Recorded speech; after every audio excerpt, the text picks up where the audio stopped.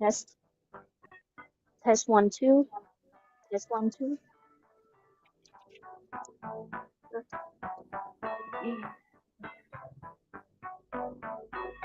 Yes, start recording. Ah, just started already.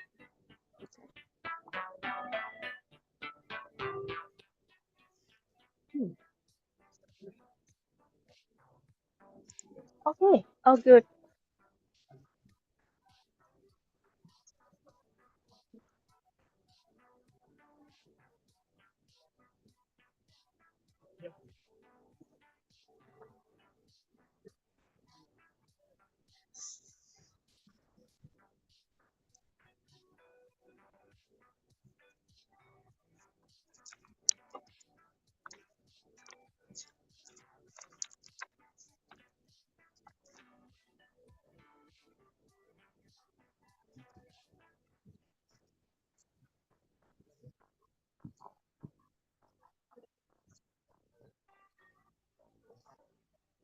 Sandra, this is your program.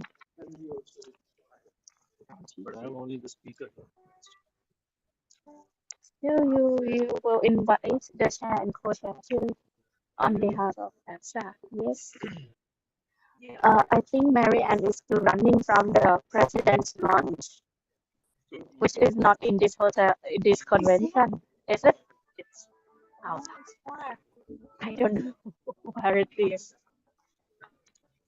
Yeah, so it's another area. Um, Miro restaurant.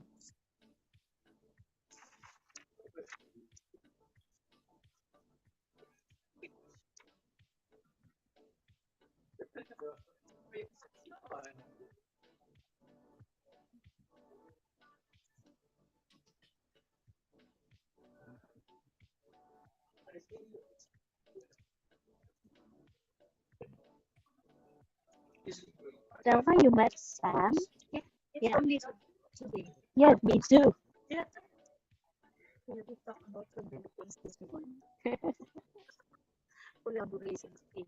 That's good. Good. So seems that next year I will have many activities in the Philippines. Yeah, it's good to be back. I'm happy. I will extend my stay. Let's wait for Marianne, but it it has to be on time, hopefully. Exactly. I'll just tell John as well to keep up with the time.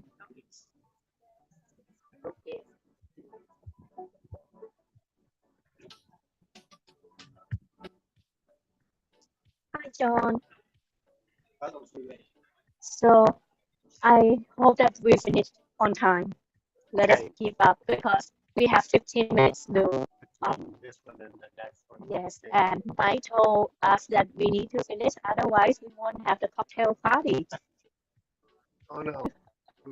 That's a threatening.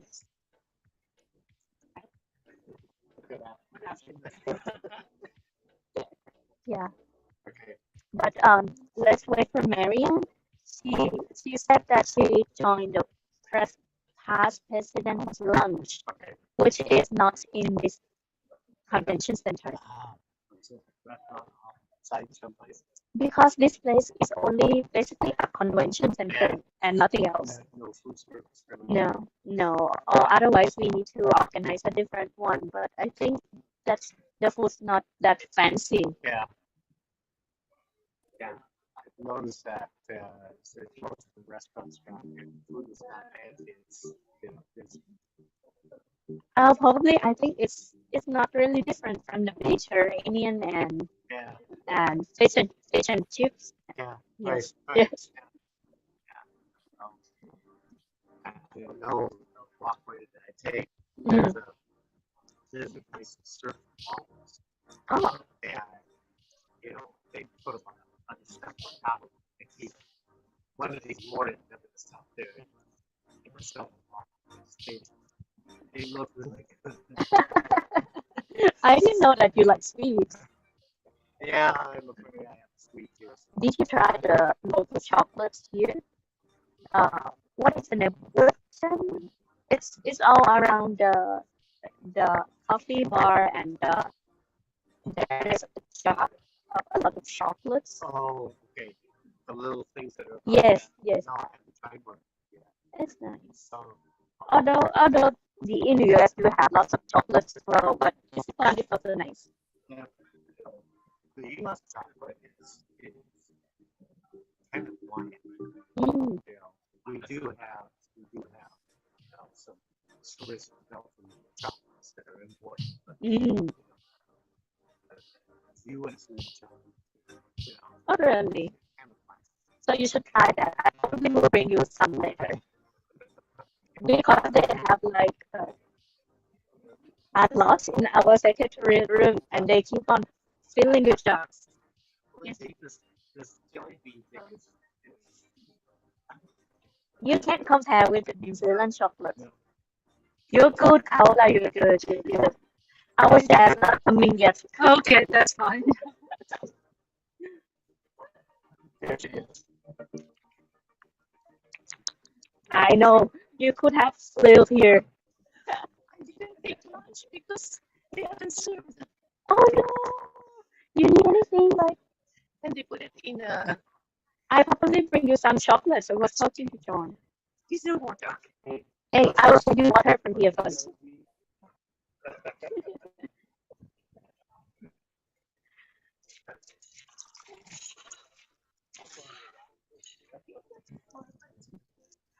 But still, it's outside.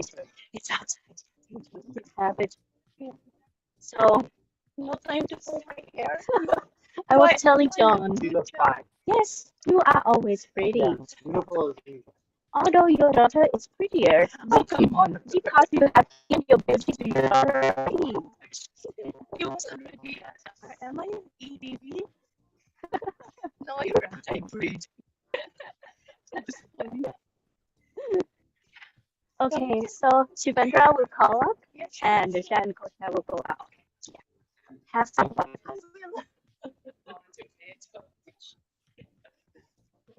No.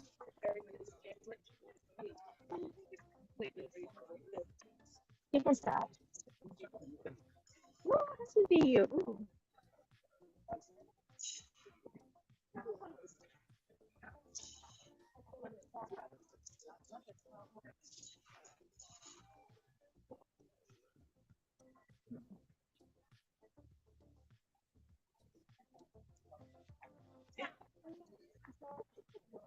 Yes,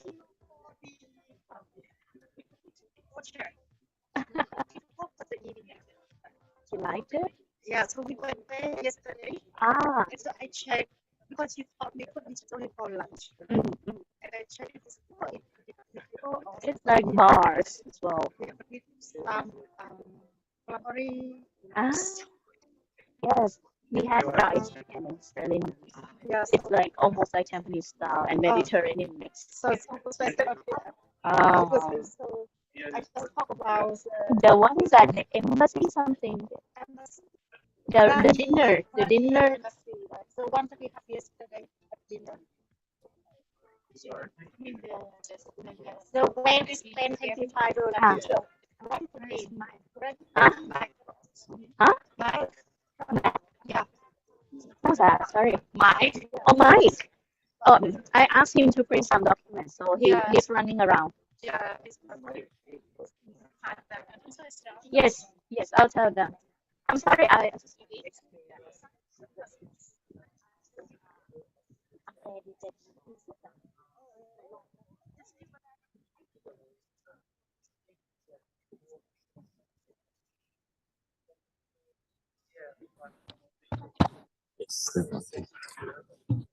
Good afternoon, everyone. Uh, I hope you had a good lunch and good meeting. So, welcome to the technical session on the international trade in quarantine. We have a very full agenda. So, without so much ado, I would like to invite the chair of our ITQ committee, Dr. Mary Ann Sayok, and the vice chair, co-chair, Mr. John Muziko, to the dais, please. Thank you so much. Uh, while they are taking up their speed, I'll just try to give you a very quick overview of what we have. So in this committee, we take care of mostly the phytosanitary measures as well as some of the trade-related issues such as the advocacy on plant breeding innovations. And Mary Ann probably will update you on the new committees and all.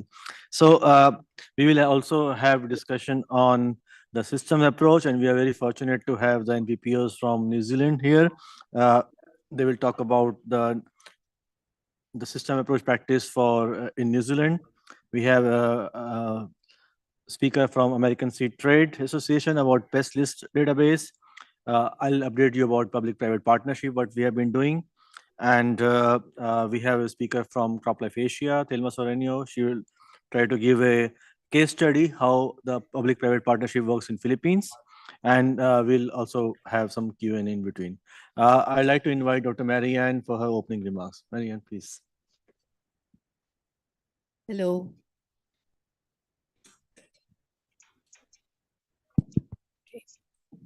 Thank you very much, Dr. Shivendra. I hope you had a good lunch. Me, I couldn't have my lunch because I was at the president's lunch and they were just starting to serve the main one. But I said I have to be here, so it's okay. I had some entree. Anyway, good afternoon and welcome to the meeting of the Standing Committee on International Trade and Quarantine. As you all know, this is the platform for discussion when it comes to issues affecting international seed movement. Very important. So we have to make seeds available and accessible to farmers to ensure food security and also protect the borders and the environment. So let me start by giving you an overview of the accomplishments of this committee. So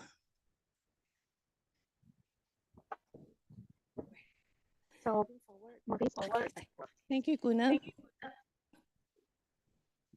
So the committee has 11 members. You can see from the list the seed companies represented and also seed associations. And we have 4 stakeholders, CropLife Asia, ISF, APARI, and FSII. They are actively engaged in the committee. We had we said that we would have quarterly meetings, and in 2023 we held 4 meetings: February, May, August, and October.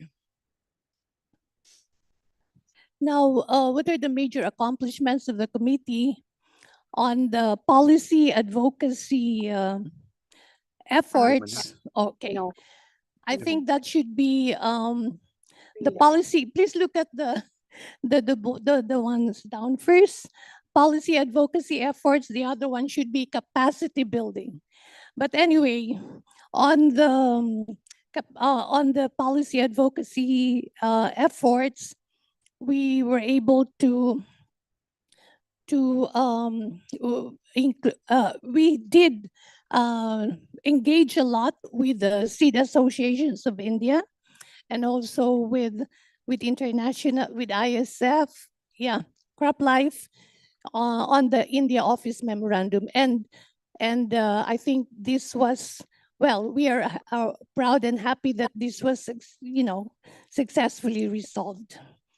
Second is we submitted a joint letter with ISF and CropLife Asia expressing a concern on the updated quarantine pest list that includes the TOBRFV to the DG in Vietnam.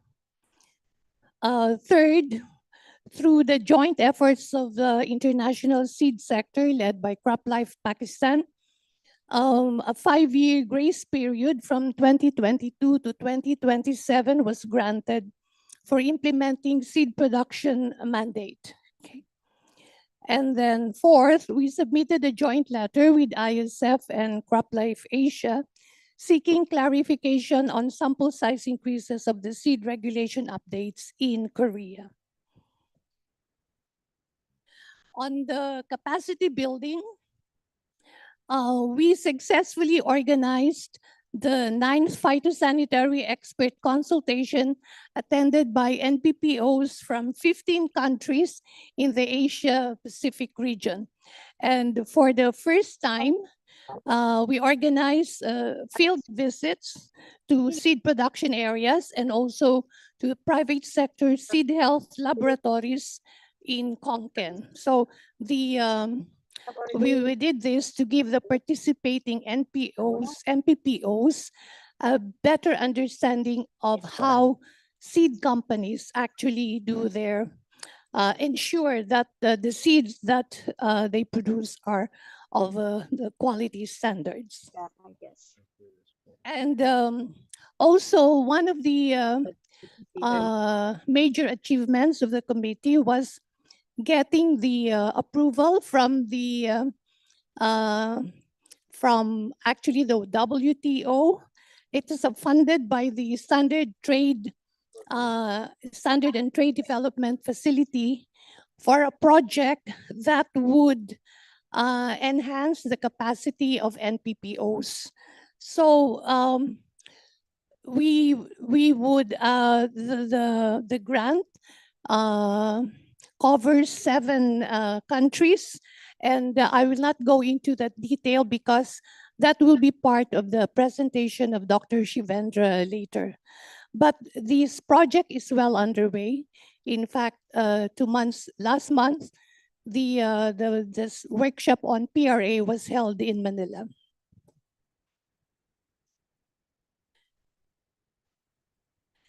And well, you all know that the phytosanitary expert consultation is a flagship program of this committee. And we held 9 expert consultations every year. Even during the pandemic, we held it virtual. So what to expect? For the first time, we will hold the phytosanitary expert consultation outside of Bangkok. So this will be held in Manila, Philippines, on March 5 to 7, 2024. And this will be co-hosted by the Philippine Seed Industry Association in collaboration with the Bureau of Plant Industry, Department of Agriculture, Philippines. So, okay. That's about the achievements of the committee.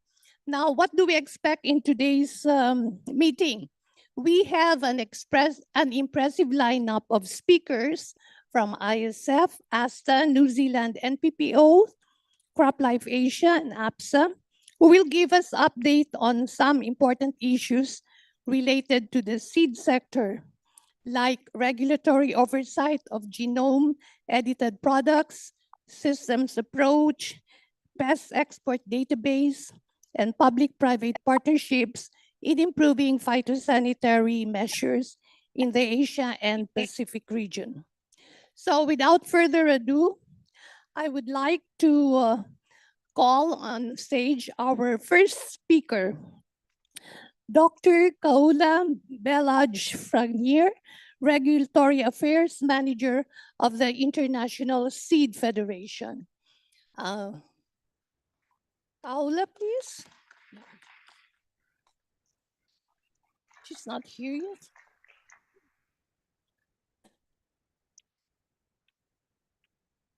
I don't know. Hi, the chair. This is Kuna. I think Dr. Kaola got kidnapped on the way. So probably she will be back soon, I guess. I saw her around, but suddenly she got kidnapped Maybe. somewhere. Sorry. Okay, maybe. Okay, while I could go with the introduction of Dr. Kaula. Okay, so she's the Regulatory Affairs Manager at the International Seed Federation. She has 15 years of experience in the fields of agricultural innovation, private sector, and government affairs. Previously, she served as government officer within the Federal Office for the Environment, Switzerland, and then later worked as senior regulatory scientist, scientific regulatory affairs and standards for Philip Morris International. In her role at the FOEN, she was responsible for law adaptation projects related to regulation of new breeding biotechnologies and synthetic biology. She also represented the Swiss Federal Office for the Environment in the United Nations Biodiversity Convention and in the European Food Security Authority, EFSA, and the GMO panel. Prior to this, Kaola served as a senior research associate at the World-Class Research Institute, the Sainsbury Laboratory, Norwich in UK, where she led various projects and authored several publications on genome editing technologies, molecular mechanisms of plant microbes interactions, autophagy mechanisms, and Kaola holds an agricultural engineering degree in plant production and seed biotechnology, a master's in plant breeding, and a PhD in biology from the University of Fribourg, Switzerland. So to share with us her knowledge and experience, especially on the regulatory oversight of genome-edited products, global trends and challenges, please, let's welcome Dr. Kaola. You made it. Sorry, I was.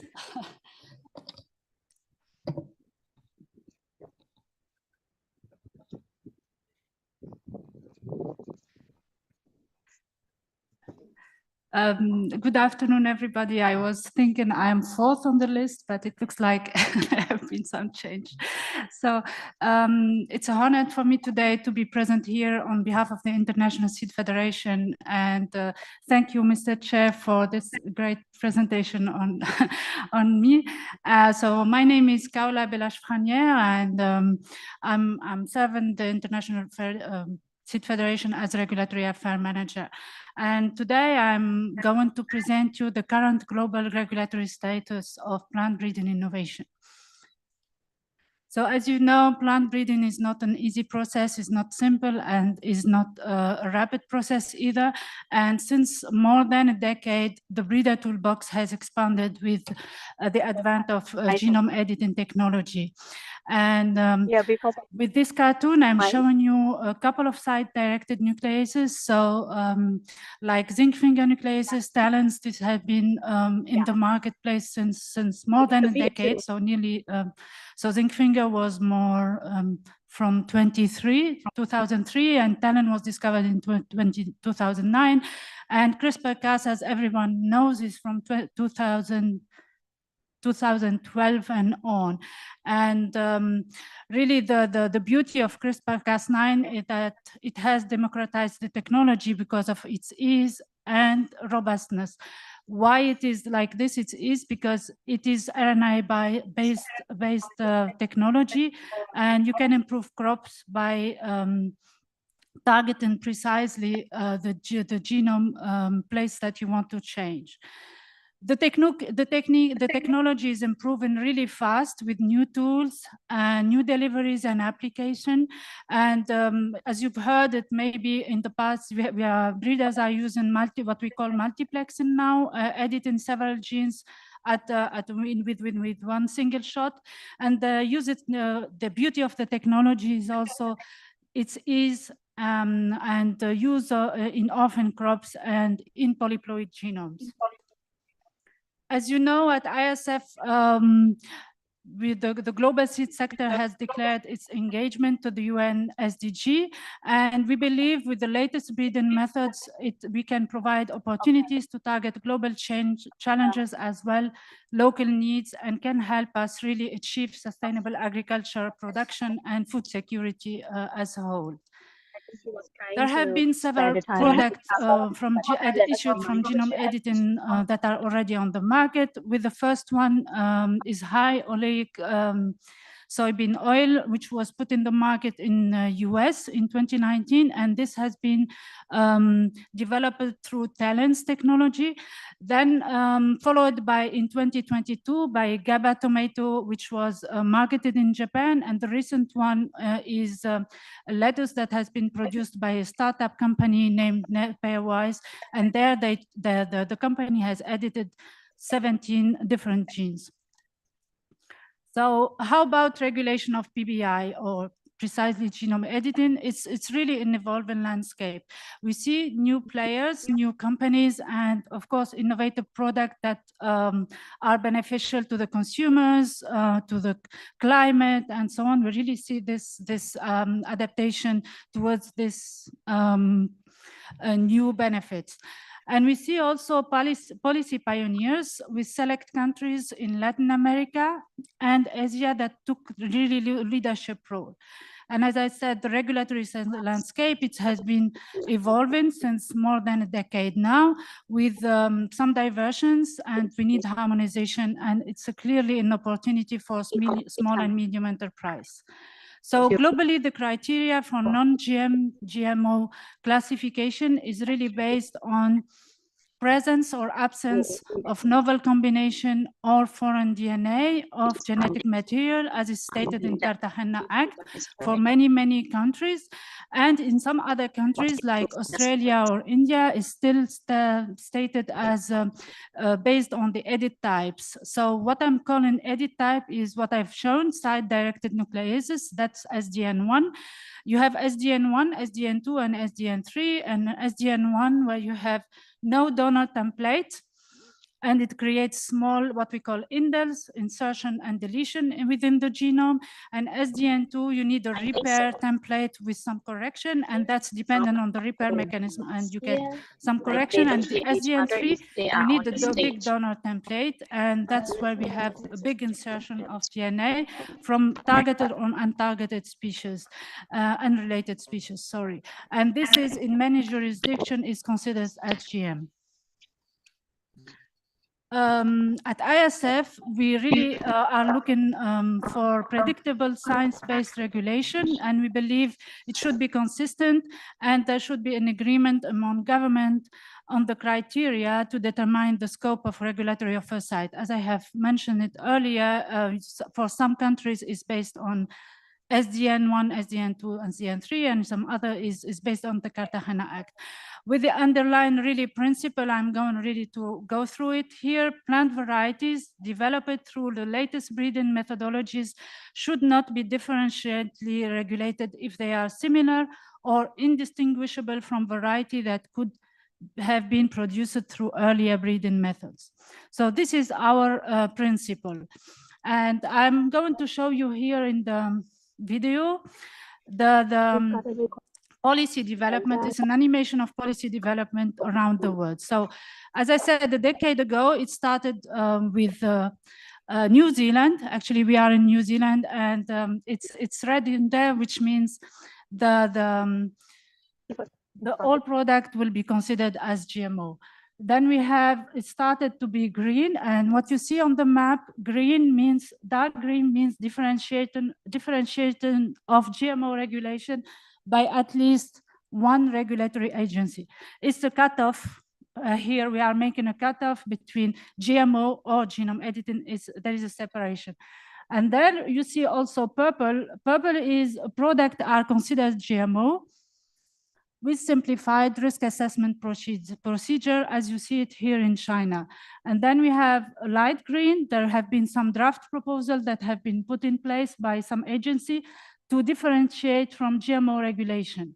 And then the last color is yellow, where you see draft proposal where products are considered GMO, and again with simplified risk assessment procedure.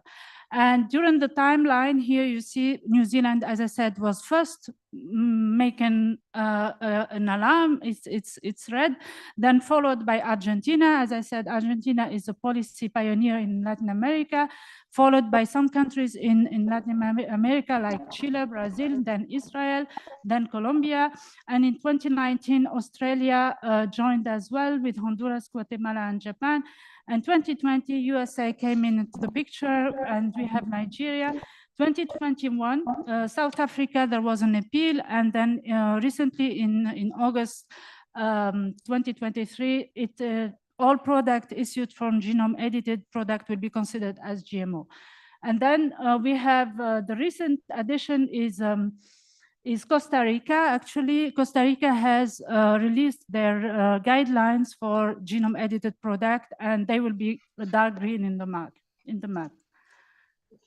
So if we get some insight a bit deeper on this map, we have Canada is really a great way to approach how to regulate genome editing. Is a product-based approach where Health Canada and CFIA have provided guidance for food, and this has been finalized. In the US, you have USDA has excluded certain genome-edited product. It's a case-by-case approach. EPA also exempted certain genome-edited product, and FDA is still to be continued. Then I said the Latin America is a block really where we see it's a case-by-case approach where you have genome-edited products are considered differently from GMO. When we go to China, as I said, is considered that the jurisdiction is considering genome-edited product as GMO with some detailed issued for trial implementation. Then we have for the Asian region, South Korea and Thailand, there have been some proposal revising the Genome LMO Act. Japan is a case-by-case approach. Philippines, again, I will deep dive into that in the next slide. Indonesia, there have been a draft proposal. India, as I said, is really excluding certain genome-edited product based on the site-directed nucleases, 1 or 2. And then coming to Australia, there have been revised, the Gene Act is being under revision to exclude some genome-edited product, and SDN1 is by definition deregulated in Australia. And finally, with New Zealand, there have now the FSANS in New Zealand, Australia is proposing adapted framework for food and feed regulation. The proposal is still under progress. With Europe, the policy proposal has been put forward in July, the recent July 2023, with suggesting 2 categories. And that's why here you see it on the map is dual colors. One is yellow for category 2, and then the green is for category 1. And I will come back into that in a minute. And then with England, there has been also a case-by-case approach, excluding certain genome-edited product, and the bill has been already published early this year, and the new legislation is expected, secondary legislation would be expected soon. So let's deep dive into some region. I chose only to talk today about the pioneers. I will start with Argentina as being pioneer in the Latin American region. So they changed their regulation already in 2015. And the beauty for Argentina is they allow for consultation when the product is already at the design stage. That's the first thing. So for developer, it's really good to have this provision in the legislation. The Commission in Argentina must also provide a response to the interested party within 80 working days. And again, as I said, the applied criteria are based on the Cartagena Protocol within the definition of GMO as per a new combination of genetic material. Then, as I said, they have a website where you can say, am I regulated, not regulated? It's an online forum for guidance inquiry. Should my product be regulated? And if you scan that code, you will be directed directly to the website. And one of the interesting things when we discussed with the Argentinian government, they really encourage regulatory compatibility among countries. And here, down here, you can see the number of applicants that they have received, and then the type of organism. It's really, they have around 80% they have received, it's coming from plant, and the type of applicant entity, you have 70% is private, while public entity is 25%, and that's really interesting. Then the second country, which is interesting, this is in Africa. Nigeria was the first one in Nigeria, in Africa, putting forward their legislation. And they took really a historical step, becoming, as I said, the first country in Africa to issue genome editing guideline. And again, it's a tree. The applied criteria, does the process or the product involve recombinant DNA? If it is yes, then it's a GMO. If it is not, it's not a GMO. And then, does the final product contain recombinant DNA? These are the two important criteria, and then you will get your response within 90 days. So the Philippines also in the APAC region, they are also pioneer in this region. In 2022, they also presented their regulation, and again, it's a tree where you have seen. Here you have PBI case 1, where you see various technology from plant breeding innovation. Not only genome editing are considered non-GMO. So such as you have SDN1, SDN2, as I explained it early in the first slide. Then you have ODM, these are oligo-directed mutagenesis. You have cisgenesis, intragenesis, RNA-dependent DNA methylation, reverse breeding, agroinoculation, SDN3 with the cis insert, that's a little bit changing, and then agroinoculation. So this is really interesting, and it's a broad perspective of a genome edited product for plant breeding innovation product. Then last, I would like to spend some time on the EU NGT proposal, which has been, as I said, put forward in the last 5th July 2023. In this proposal, there have been 2 categories of NGT plants resulting from targeted mutagenesis and also targeted cisgenesis. And they are legally falling under the GMO directive. So to go to the market, there have been 2 pathways for market access. Category 1, which are considered as conventional like NGT product, which will be exempted from the requirement of a GMO legislation, but require what we call a verification procedure to establish equivalence with the conventional plants. And these criteria are set in the proposal within Annex 1. I will come back to that in the next slide. Then we have category 2, everything that is not category 1. They will be considered GMO, which undergo risk assessment with a case-by-case authorization depending on the trait you are proposing. What is important to highlight is NGT plants for both categories will not be allowed for organic farming. That's the first thing. The second thing is regarding labeling and coexistence and detection measures. For category 1, the seed labeling, the category 1 needs to have a seed labeling on the bag as it is required, but we call the PRM proposal. And this seed labeling should state on it new genome technique category 1. And there would be establishment of a public register plus information in the EU common catalog for transparency measures. The category 2 would be, as I said, under GMO legislation. So by definition would be traced and labeled as GMO with the possibility of a voluntary label to indicate the purpose of genetic modification. In this case, there would be coexistent measures, adapted coexistent measures, and also adapted detection methods to be proposed. So let's deep dive in this Annex 1, which is the equivalence criteria for category 1. So NGT plant will be considered equivalent to a conventional plant when it differs from the recipient or parental line by no more than 20 genetic modification of the type referred to 0.125 highlighted here below. So why 20 genetic modification? It's I would say the political consideration, and it's an easy way to go forward. What does 20 genetic modification means? Is 20 edit of maximum 20 nucleotide by edit. And when you calculate, it's a maximum of 20 by 20, which means 400 nucleotide.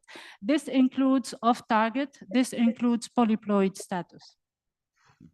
Then the second point, it's around deletion of any number of nucleotides. The third point is on the condition that the genetic modification does not interrupt at the genome level an endogenous gene, and this refers to C-genesis.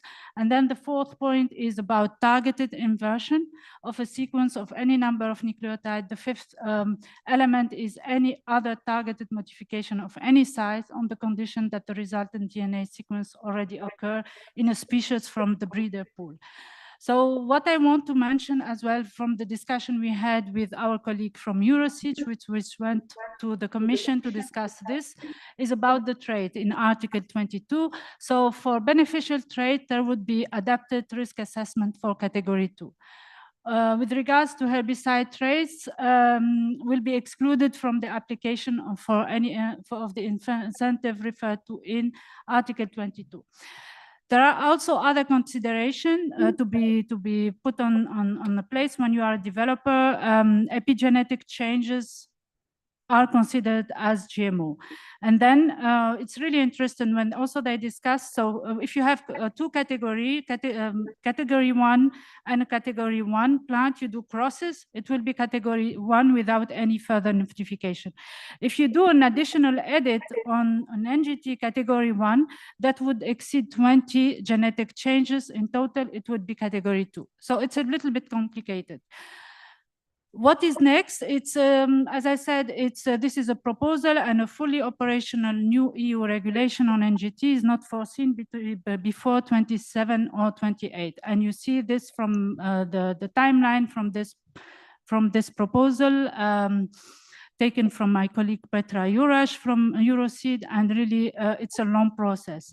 There have been an EC public consultation, and then there have been feedback from the public on this EU proposal.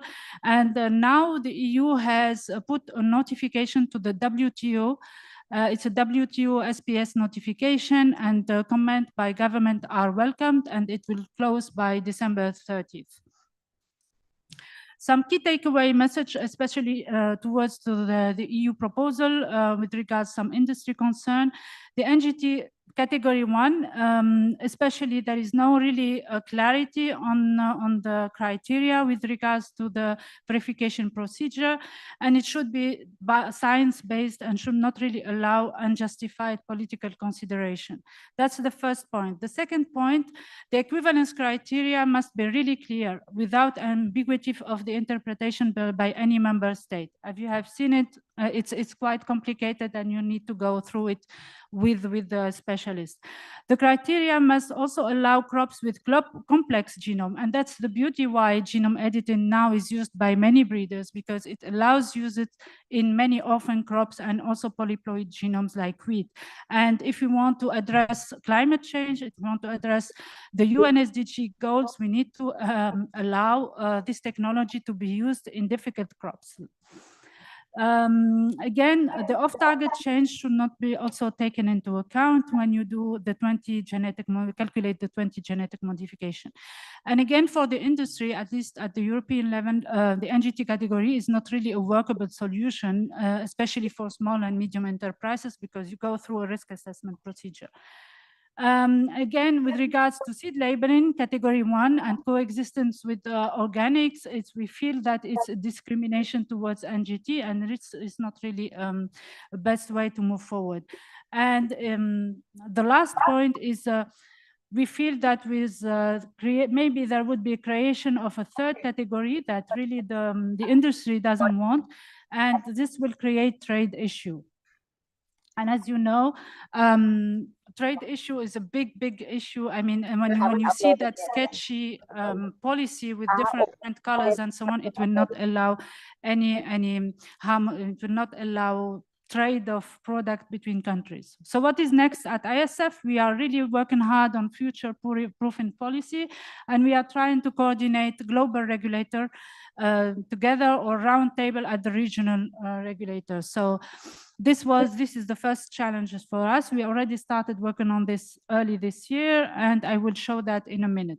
We are also working on a paper to understand the regulatory implementation challenges from different the policy legislation. And the second point is will be working on trade issues and engaging with different stakeholders like the grain traders and the value chain to understand the big picture at a whole. And the third element is we want to build new advocacy materials, so that is ready for the members and also for government. So that's also interesting.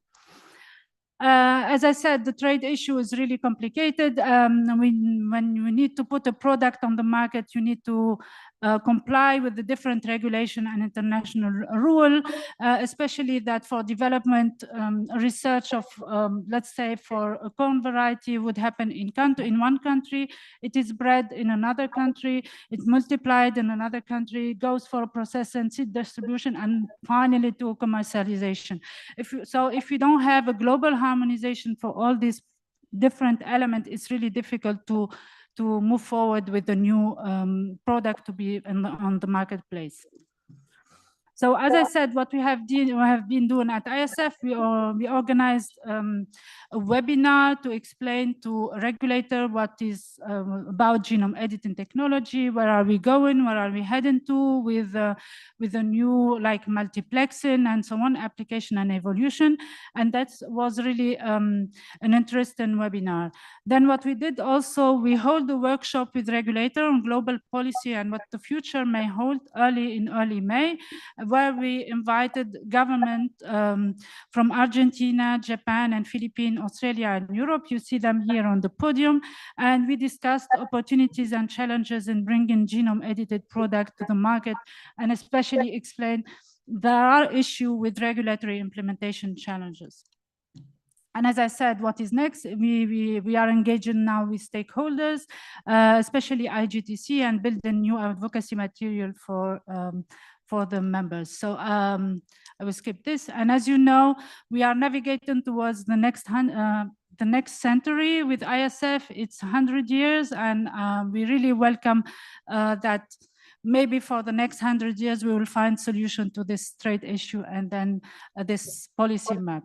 With this, I would like to thank you, and I'm happy to take any questions.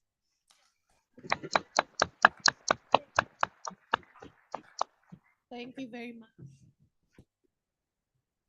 Thank you very much, Dr. Kaula. Please reserve your questions. We will have a Q&A after 2 more presentations. Thank you for the very interesting presentation, Dr. Kaula. May I turn over to John, to my co-chair, John, to introduce the next speaker. So in the next session, we'll have actually 2 speakers, Dr. Sarah Clark, Manager, Plant Germplasm Imports, Animal and Plant Health, Biosecurity New Zealand, Ministry of Primary Industries, and Mr. John Randall. He's the Principal Advisor of Plant Exports, Animal and Plant Health, Biosecurity New Zealand, Ministry of Primary Industries. For the sake of time, I'm not going to go through their bios. They're in your book. I would suggest that you read them, but both are very qualified personnel to speak on their subject. So, Sarah, you're first up. Thank you. Kia ora koutou, everyone. And thank you to APSA for the invitation to give this presentation at the Congress. Yeah, so I'll be talking about systems approaches for seed along with my colleague, John Randall. John and I both work as regulators for the Ministry for Primary Industries, which is New Zealand's National Plant Protection Organisation. And we'll give you a perspective on we'll give the NPPO perspective on systems approaches. So I have a team of 7 staff, and our role is to make recommendations to lawmakers about import regulations for imported seed for sowing. And John's role is to make recommendations about the rules for exporting seeds for sowing from New Zealand. So systems approaches are of interest to us. Next slide. So as we know, first of all, this is just an outline of our presentation. I'm going to start with a little bit of context and then take you through the rest of the slide. So as we know, seeds are a commodity that carry risks, and there are a range of risk management options to reduce those risks, such as pest-free place of production, testing of seeds, treatment of seeds. And we tend to think of those as tools in the toolbox. And a systems approach is really just another tool in the toolbox. It's just another risk management measure that NPPOs can use. So in this presentation, we do want to just spend a little bit of time talking about what a systems approach is. We're going to share a definition that we at NPI consider is appropriate. We'll talk about why we might use a systems approach and why not. And what pests can be managed. And then John will talk about how industry and NPPOs can work together to make systems approaches work. And he has a specific example to share. So let's look at this definition. A systems approach integrates measures into a series of practices and procedures that can affect the incidence, viability, and reproductive potential of a pest, and that also achieves an appropriate level of protection to meet phytosanitary import requirements. So that's quite a complex definition, so I'm going to take you through it step by step.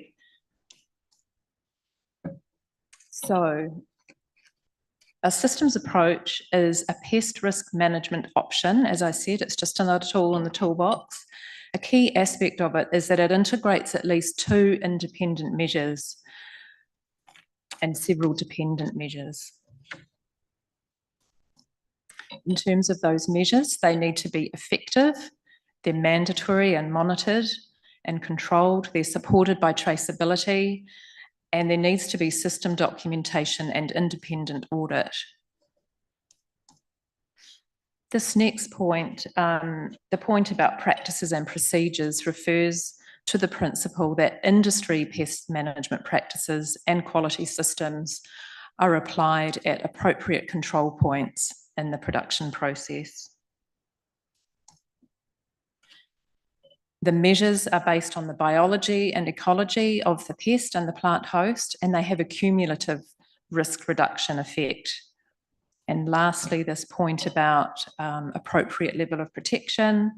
The systems approach is bilaterally or multilaterally evaluated and accepted by the exporting and importing countries as effective at reducing pest risk to an acceptable level. So this diagram illustrates the concept of how a systems approach works, and there are some key elements to it. Number 1, a systems approach incorporates independent measures, as I said before, and these occur at different stages of seed production. So here the diagram is showing 3 stages of production: pre-planting, pre-harvest, and post-harvest. Point 2, a systems approach will reduce the probability of traded seed introducing a pest into a new area. So that's shown by that, that downward arrow. Number 3, the importing country sets the level of risk that they are prepared to accept. And so the amount of risk reduction that a systems approach needs to achieve is determined by the importing country. And you'll see this conceptual diagram later in the presentation when John gives a practical example of how this could be implemented in a seed production system. This slide just expands on the concept. And the take-home message from this slide is that a systems approach recognises pest management practices used by the seed industry. Again, it shows that seed production can be broken down into 3 parts: pre-planting, pre-harvest, and harvest. And these are critical control points for managing pests. Developing a systems approach as a phytosanitary measure involves considering the seed industry pest management practices that can reduce risk. There'll be a bunch of activities that happen that won't reduce risk, so we need to focus on the activities that do reduce risk. And they then become options that an NPPO might consider for inclusion as a phytosanitary action within a systems approach. For example, if we focus on the pre-planting stage of seed production, what are the kinds of measures that you can use to reduce risk? So these are some of the factors you can consider. You can select a site that has a low pest prevalence, and you can do that through pest monitoring, through crop rotation and crop isolation. You can also think about the seed inputs and start with seeds that are known to be free from pests. So each of those phytosanitary actions on the right-hand side of the slide are on their own may not serve as a measure. There may need to be more than one action. And together, all of those individual phytosanitary actions can make up one of those independent measures. So that's an example of the phytosanitary actions that can be used at the pre-planting stage, and a similar approach and analysis would need to happen at the other stages of seed production.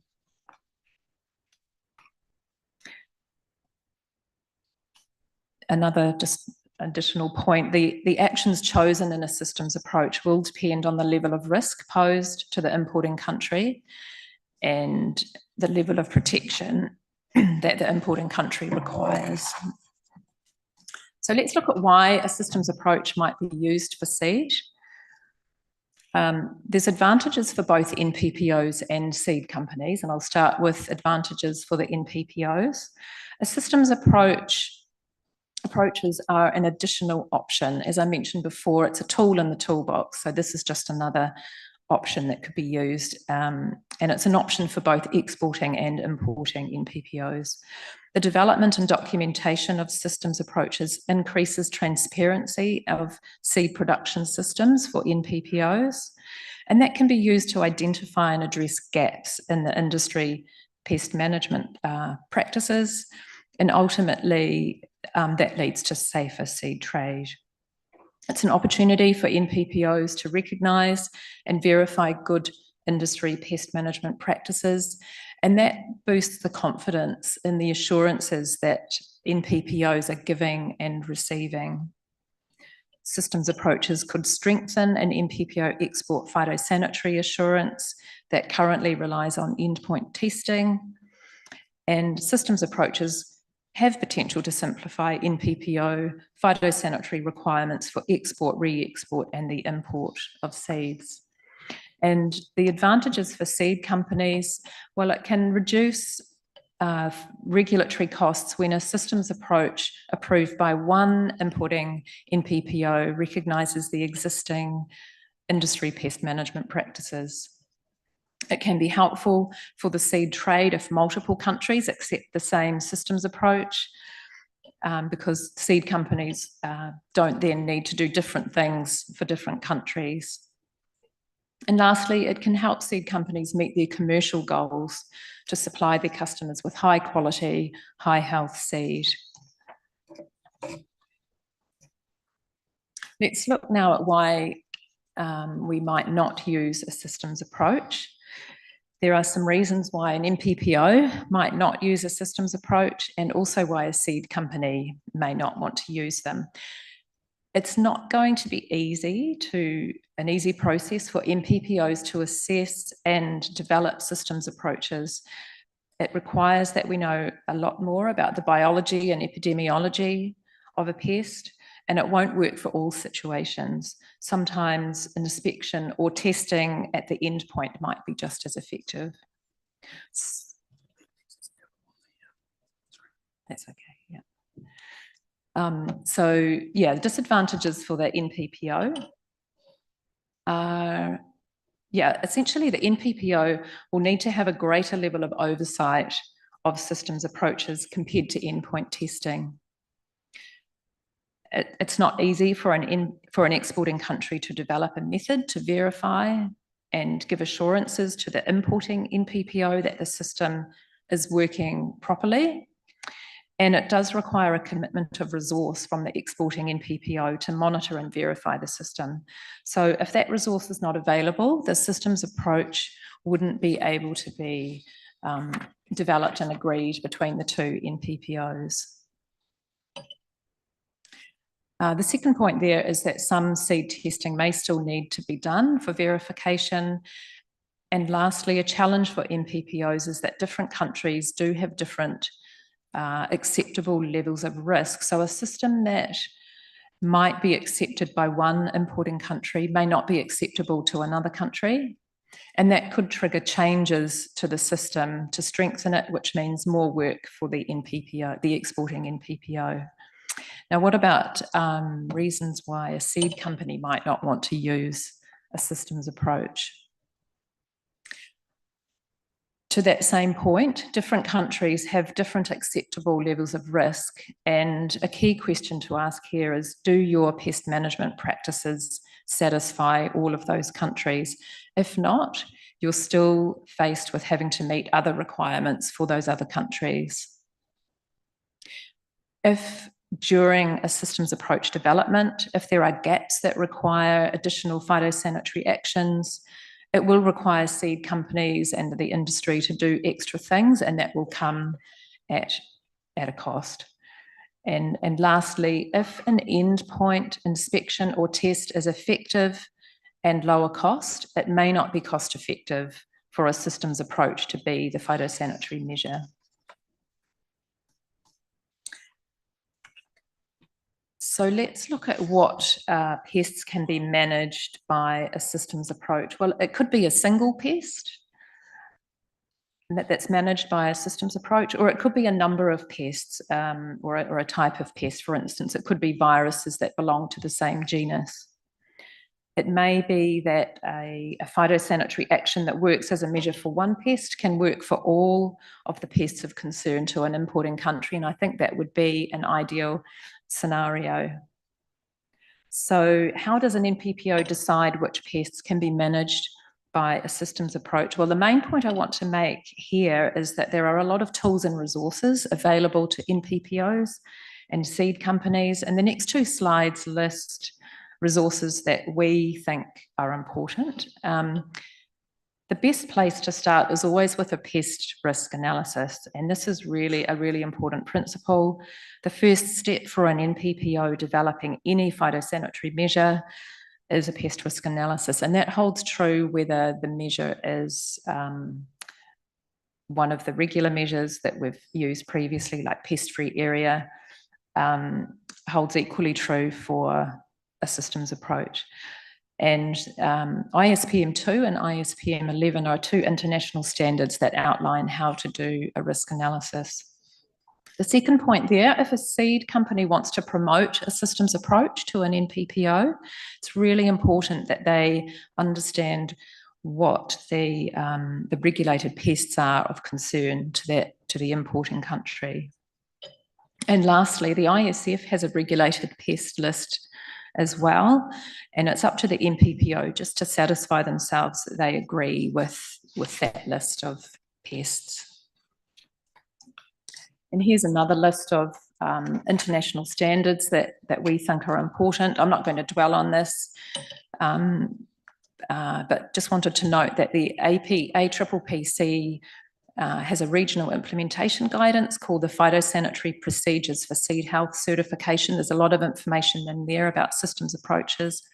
ISPM 14 and 45 are a couple of standards that John is going to mention in a bit more detail. It includes IPSM 14 is the use of integrated systems in a systems approach, and ISPM 45 is about the requirements for NPPOs if they're authorising entities to perform phytosanitary actions. So that brings me to the end of what I wanted to share. I'm going to hand over to John now to talk about how industry and NPPOs can work together. Great, thanks Sarah, and for my part of the discussion today, I'm looking at discussing how seed industry and NPPOs can actually make systems approaches work. Yeah. So the couple of about 4 points that really wanting to work through, we think are key to this part of the process. Obviously, first is actually for the regulators and industry to actually get to know each other, and then start working together to develop a systems approach. As part of that process, we're looking at providing evidence that will actually support the effectiveness of that systems approach. And key to that is also understanding the various roles and responsibilities for each of the parties involved. And Sarah highlighted that there are a couple of standards in the international space that actually help with that. So firstly, getting to know each other. In New Zealand, we're really fortunate to have a really close working relationship with our seed and grain industry.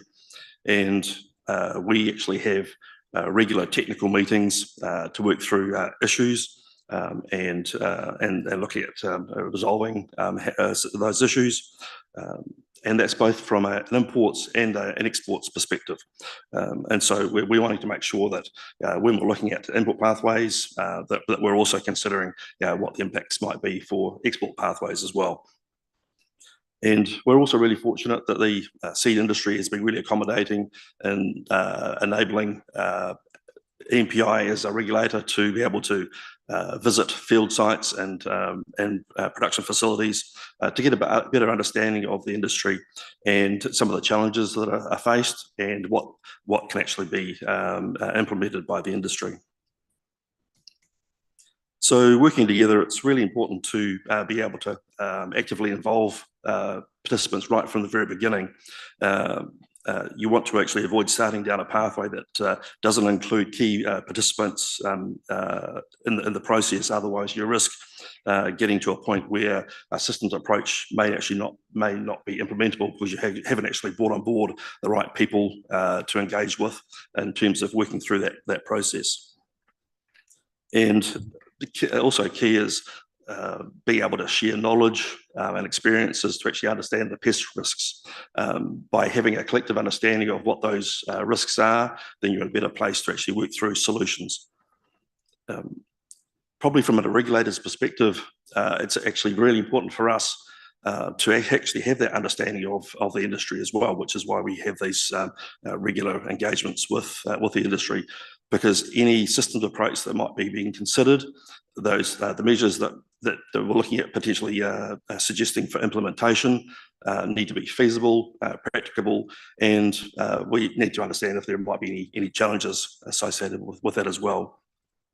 And everybody actually brings a whole lot of experience to those discussions. So as I mentioned before, actually having participants involved at a really early stage is really key to that.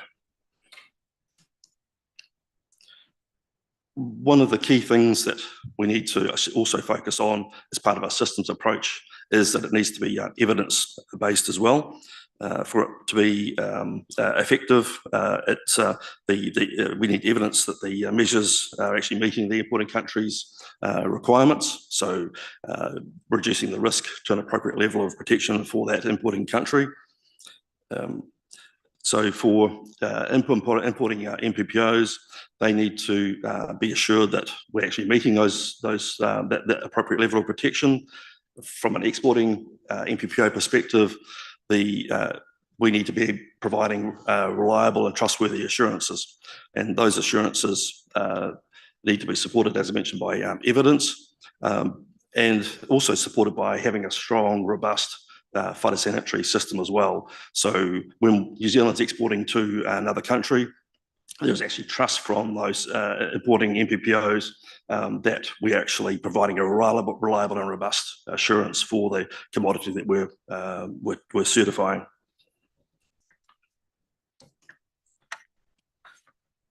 And then just coming up to some of the discussion of roles and responsibilities, as Sarah mentioned, there's a couple of international standards for phytosanitary measures produced by the IPPC that help guide us in this space.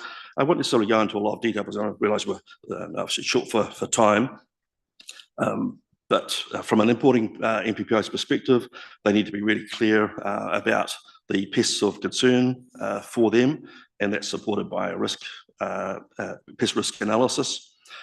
They can look at specifying measures that they might want to see in a systems approach, but also describing the types and level of assurance that would be required to actually meet those assurances.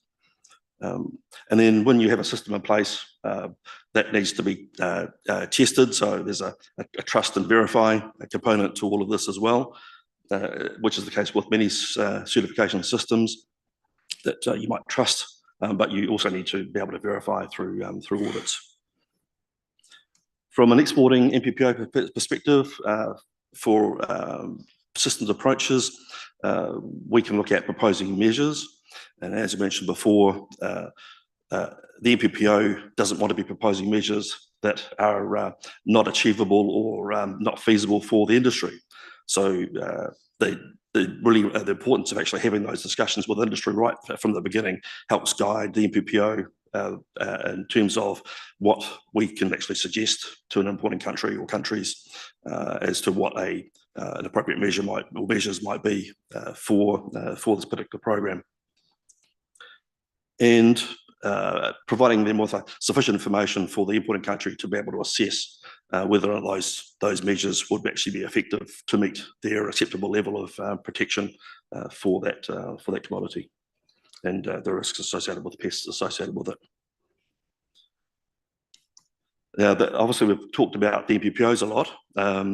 Within the ISPN 45, it also talks about responsibilities of entities. And so they can be organisations like an MPI-approved organisation, where in the New Zealand case, we have a number of phytosanitary responsibilities that have been delegated to an approved organisation to be able to undertake those activities on MPI's behalf. And so as part of a systems approach, those organisations would be actively involved in this as part of the process. But importantly, having the engagement with the importing MPPO, such as New Zealand, MPI, to actually make sure that the information that's being provided to overseas countries is reliable and informative. But there's also a number of key things that as an organisation that they are approved of they need to have the appropriate personnel and mechanisms for managing those commodities and the pest risks associated with them. So just coming back to the slide that Sarah mentioned earlier in terms of the elements of a systems approach for seed and those three control points that were mentioned. And for this, I wanted to use an example of how that might look like from an exporting perspective. I just want to reiterate that currently New Zealand doesn't have a formally agreed systems approach for seed exports, but this is an example of how that might actually work. So the first control point around pre-planting, the intermediate measures that you could look at relate to production site freedom, and so that could be paddock history and ensuring that no host crops have been planted in that paddock for a specified period of time to manage the risks of any, in this case, a fungal pathogen being present in terms of the soil-borne pathogen. Also, the inputs into the paddock, so the seed itself, ensuring that that's pest-free, fungal-free before planting, and you may also want to include a fungicide treatment as one of those measures. And the outcome for that is you have a pest reproduction site to start with, and you're planting seed that's free from fungal pathogens as well. In the pre-harvest space, the focus is on in-field pathogen controls, and that can be the application of suitable fungicides during the growing phase, and that can be tied in with sort of good agricultural practice and industry best practice for managing pathogens in that particular crop. And you're also looking at measures to reduce the likelihood of pathogens being introduced to the site during the growing phase as well. So the likes of machinery movement and hygiene controls to minimise the chances of a pathogen entering the crop during the growing phase.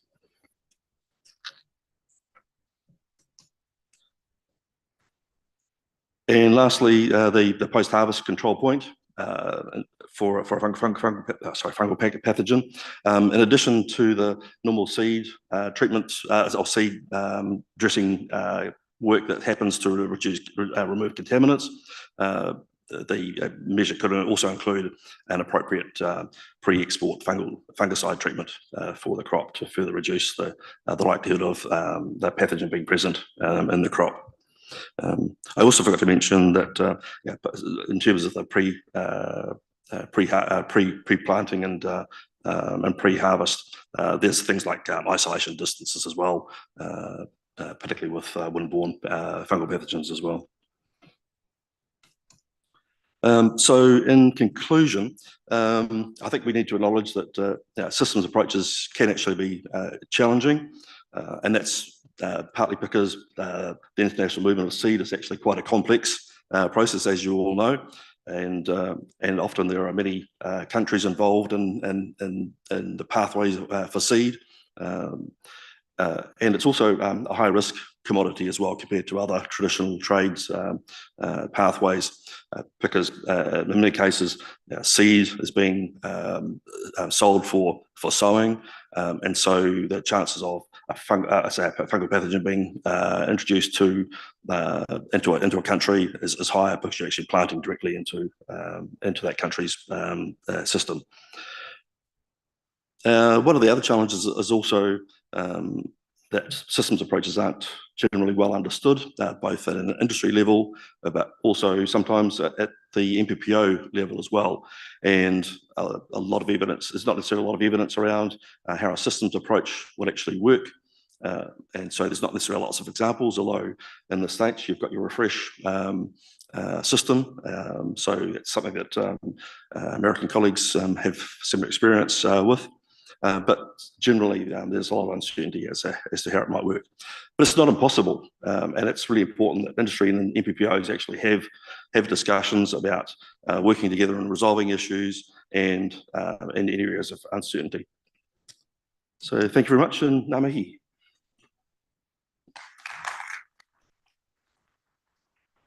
Thank you very much, Dr. Sarah Clark and John Randall, for sharing with us their knowledge and best practice on systems approach. But I like your conclusion. It's difficult, but not impossible if NPPOs and the industry work together.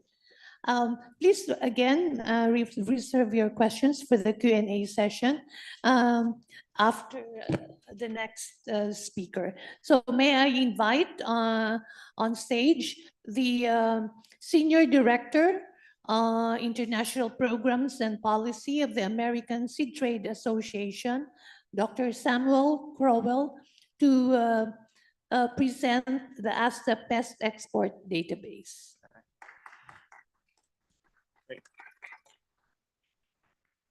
Thank you, Marianne and John, and hi, everyone. It's really good to be here. An absolute pleasure, and I'm thrilled to talk a little bit about our Pest export database, which just had a pretty big update overnight. So this is the first reveal of some new features. But before I get into that, I thought it would be useful to just do a quick recap of who ASTA is. As the National Seed Association of the United States, we represent nearly 700 member companies, universities, really folks from all across the seed value chain. We like to say from A to Z, alfalfa to zucchini, because we have a huge range of crops that we represent across all forms of agricultural production, conventional, organic, and biotech. So our membership is very diverse. We have a lot of really important issues facing the seed industry. And because of that, we spend a lot of time collaborating internationally with APSA, with many of you, to talk about how we drive international alignment on these topics. I think based on the last presentation and on several other presentations we've sat through this week, it's pretty clear that the seed industry is a very highly regulated industry. We have a large number of laws and policies to comply with across a range of markets globally.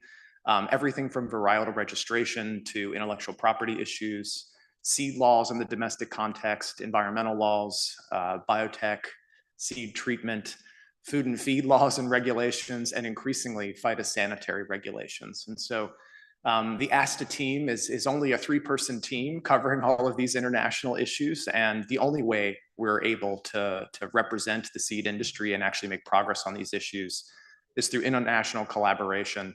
And thinking of creative ways and new ways that we can align globally so that we can continue to deliver and commercialize products that are important for all of those issues we care about: food security, climate change adaptability, nutritional goals, et cetera. And so the purpose of my next few slides is really to talk about how, from the ASTA perspective, we've been trying to work in coalitions across the world to really address some of these phytosanitary regulations globally, because those are really becoming an increasingly complicated landscape for many of our members and APSA members to navigate.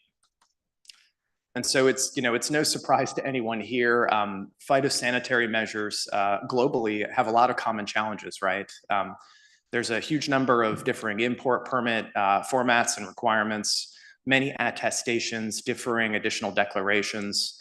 Phytosanitary certifications are not always aligned, and NPPOs globally don't always recognize the certifications and attestations that one another provide. In many countries, seed re-export is handled differently, and how those attestations carry through on a re-export shipment.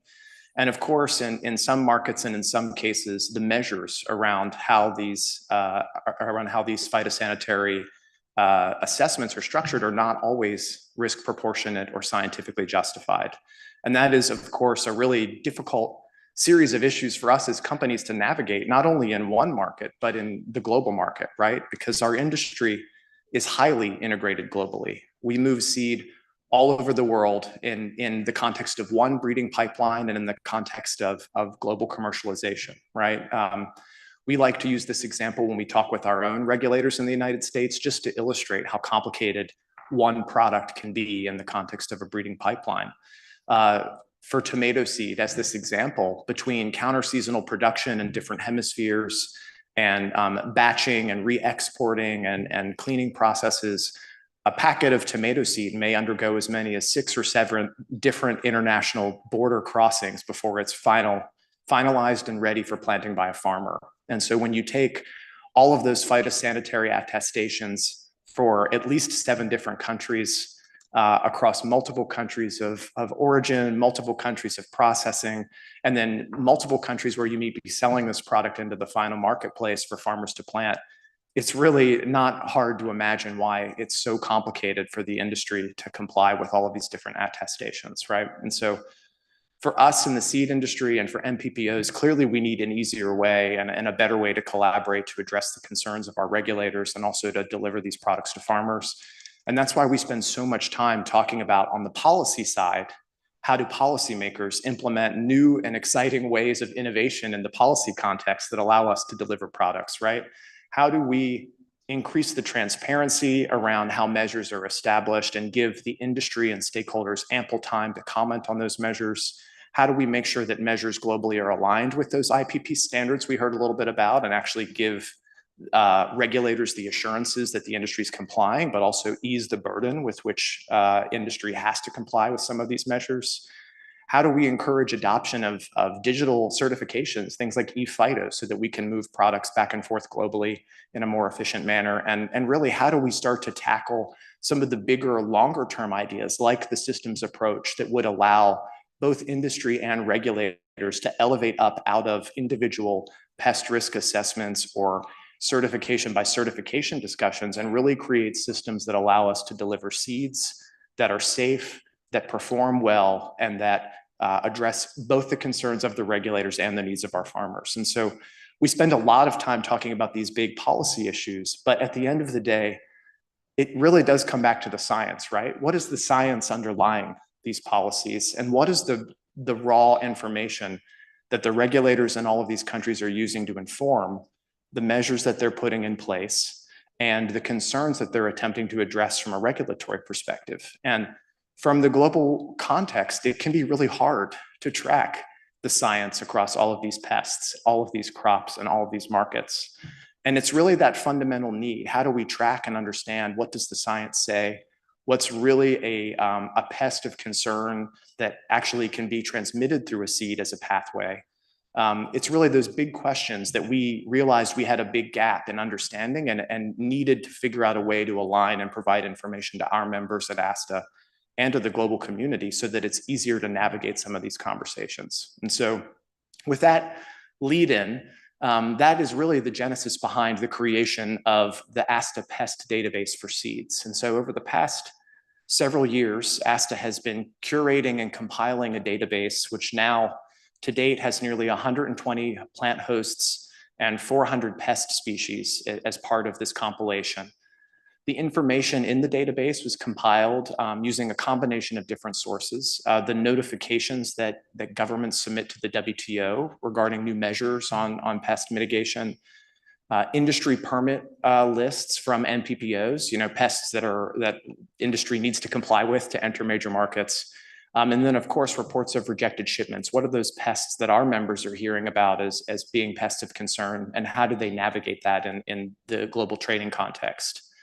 From that short list of nearly 400 pest species, what ASTA then does is conduct an extensive literature search to really take a look across scientific journals, across regulatory databases, at whether those pests are seed-borne pests of concern and what the scientific literature actually shows with regard to those pests. And we compile what are called pest data sheets in our Phytosanitray database that summarize this information in an accessible way for our members so that they can continue to navigate the global trading environment.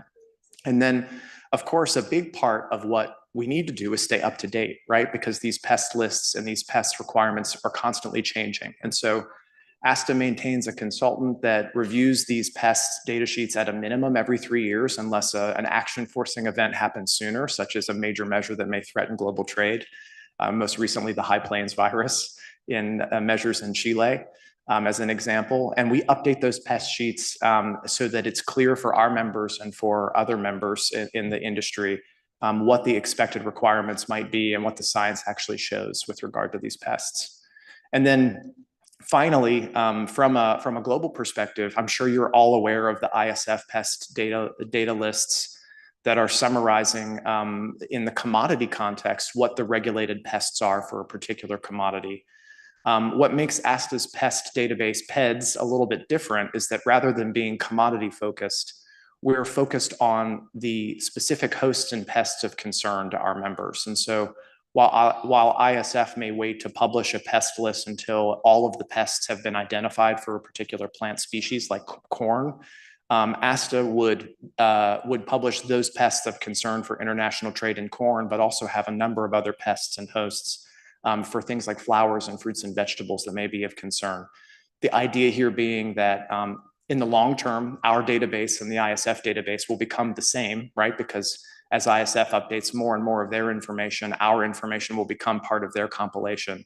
But in the interim, by having the ability to be a bit more nimble with those pests and disease of concern for our members, we can provide that information in a more real-time way. So normally, what I would do at this stage is actually pull up the website and actually show you guys how it works. But because I don't have access to the internet from this podium, what I've done instead is include a few screenshots of what the website looks like. And so I would encourage you to go to the website itself. It's phytodatabase.org. You can see it at the bottom. And I'm just going to show you real quickly what some of this information might look like. And of course, would welcome your feedback and your comments as you play around on the website today and tomorrow, hopefully in the future. And so what you would do would be to first go in and just type what you're looking for, right? There's a big search bar right there in the middle of the website. In this case, what I've entered is tomato brown rugose fruit virus, a pest you probably haven't heard of, not a very important one for global trade. But you can see that immediately what would pop up is information regarding the scientific name, the common name, the countries that have listed the pest as being regulated, the geographic distribution of those pests, and a lot of other information that's useful. If you actually click into specific information about hosts, in this case, I chose tomato, you can see that there's even more resolution of the type of data, right? What would the risk mitigation steps be? How might you detect this pest? Is seed actually a pathway for conferring this pest? And a number of scientific literature sightings. That there are more that go off the page here, but that provide the justification for what this information, where it was sourced from and why it's important. So you can imagine what it takes to compile this type of information in a digestible way across 400 pests. It's an immense amount of work, but it's even more tricky to make it accessible and usable for users. And so over the past 6 or so months, we've been trying to think through how to make this information a little bit easier for you all as the industry to access and analyze. And I'm happy to report that as of 3 a.m. New Zealand time today, with some of these features have actually launched. So my team at home just pushed it through in time to show it all of you. And so what's really great now is that you can actually browse the entirety of the content of the database right on the homepage. So if you scroll down below that search bar that I showed you, you can see a full list of hosts and pests. These go off the page. They're arranged alphabetically and they include both the Latin name and the common name. So if you don't know off the top of your head what pest you may be interested in, it's quite easy to see the information now on the web page. And then, of course, if you click on the advanced search options, the little blue buttons under the search bar, we actually have integrated a number of interactive search features that make it really easy. So you can see here on the left for the host advanced search, and on the right, on the pest advanced search, I've just started typing letters in to see what might pop up. And you'll receive a prompt of what the content of the database might be. You can stack these searches on top of one another. So after you choose your host or pest of interest, you can see in the context of hosts, you could actually select a specific seed detection type. You could select a risk mitigation type. In the context of the pests, pest advanced search, you could choose a particular country of distribution or a particular host range if you wanted to. And so really what this means is that now when you go into the advanced search, you can actually very quickly drill down into a particular country or region and types of mitigation that may be listed in the database. And I think that really makes it a powerful tool for continuing to analyze and assess whether you might need to comply with a phytosanitary measure in a country of interest. And so that is all I had to share today. I hope that you'll go and play around on phytodatabase.org, and of course, shoot me an email if you'd like to learn more about how we curate this information.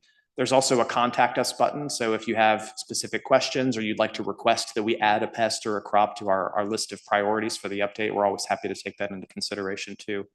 And yeah, I look forward to participating in the Q&A, and thank you all for your time. Thanks. Thank you very much. Thank you very much, Sam, for the also very interesting presentation. Now, we will go to the Q&A session, but we are 10 minutes behind schedule. So if we could maybe entertain only 2 questions for this part. But anyway, there will be another Q&A after 2 more presentations. So please, anyone? Yes, Thelma. Yeah, I have one suggestion to Sam. Thank you, Sam, for your presentation. Since you presented that your database is not commodity focused, so I have a suggestion that since there are several pests that you have listed in your database, I think there could be a close collaboration or working collaboration with ISF in order to have this kind of commodity focus. Okay.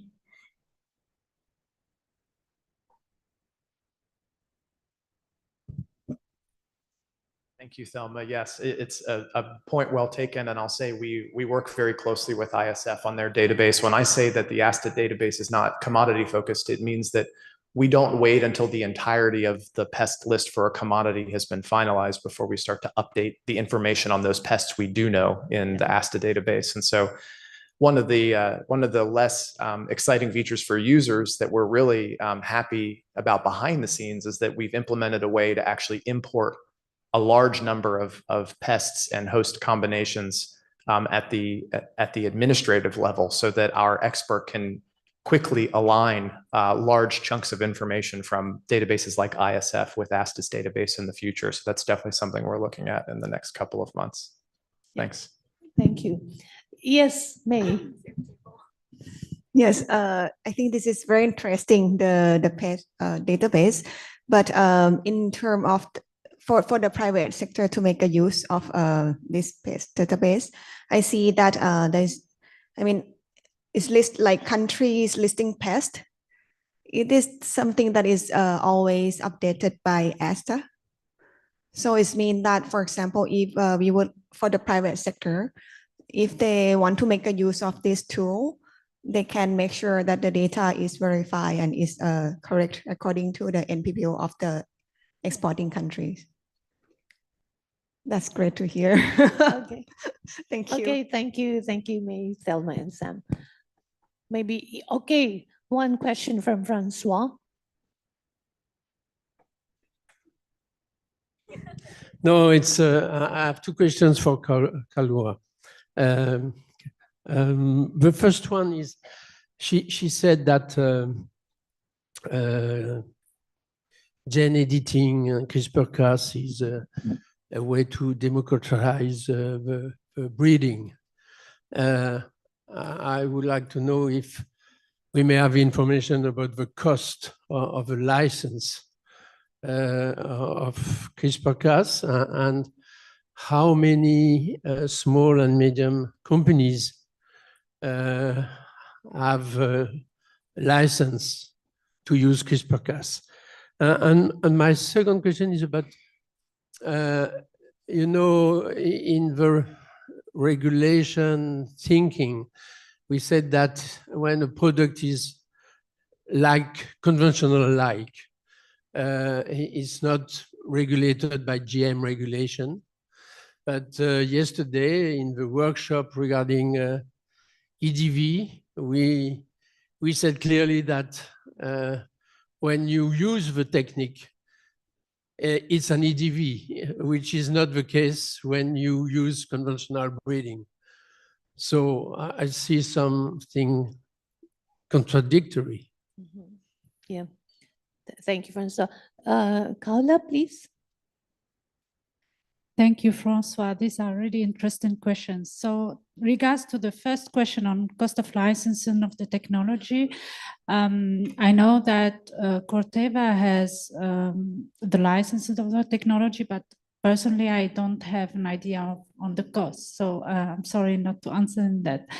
And again, how many companies are using the license? I think so far from what I know, many really small and medium enterprises are using the technology so far. So it's just that when you check on the literature or on Google or whatever, we know that many companies and also from the public sector are using this.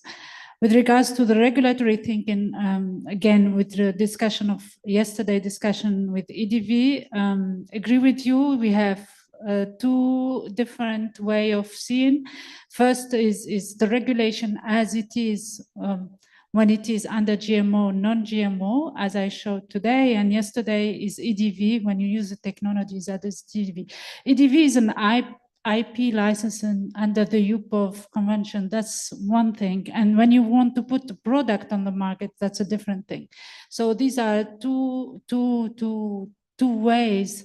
You need to comply to the regulation. That's the first step. And the second step is putting your product on the market under either UPOV convention or other IP ways. Does that respond to your questions, François? Thank you, Kaola. Maybe over coffee break later or tonight. You can still continue discussing. Okay, as I said, in the interest of time, we'd like to move on to the next presentation. So the next one up is Dr. Shrivendra Bajaj. He's the APSA Technical Advisor and also Senior Consultant at APARI, the Asia Pacific Association of Agricultural Research Institutions. And he's going to talk about public-private partnership initiatives by APSA. Thanks, John. So I think in the interest of time, I'll try to be quick.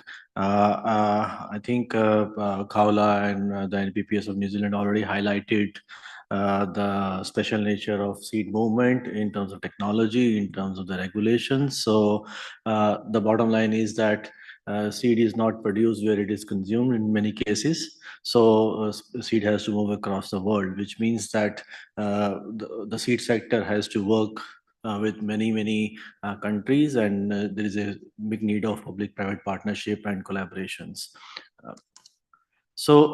What APSA has been doing, and we have a ex-APSA ED sitting here who has a big role in making this successful. APSA has been conducting a phytosanitary expert consultation with the aim of bringing the NPPOs and the private sector together to talk about the issues, the path forward, and how to make seed accessible to farmers. So in Phyto, I think Marianne also highlighted in her opening remarks that we have been doing the Phyto consultation for the last 9 years. We started in 2015, and then you can see the journey that the consultation started initially with the discussion on ISM 38. We expanded to more on the third-party lab accreditation, and I will speak about the STDF project in a while. And for the first time this year, we also had a field visit of the NPPOs to the labs as well. This year in March, during the 9th Phyto consultation, we did discuss about the seed movement part, especially updates on the ePhyto status. And this is very important because the bringing together of the NPPOs can also help to understand where the country is at and what kind of support the other country needs from that. The third-party lab accreditation, seed health lab accreditation, ISPM 45 implementation is a key part, and countries like Thailand and Philippines to some extent have in the region, in the developing part of the Asia Pacific region, have seed third-party labs. We did also discuss about the public-private partnership part and also the practices that the seed sector has been implementing, and it was a really interesting experience for the NPPOs as well.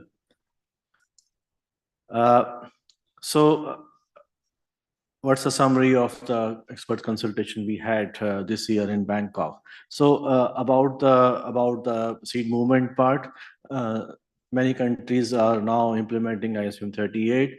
They are updating their pest list for seeds. They're doing the PRAs.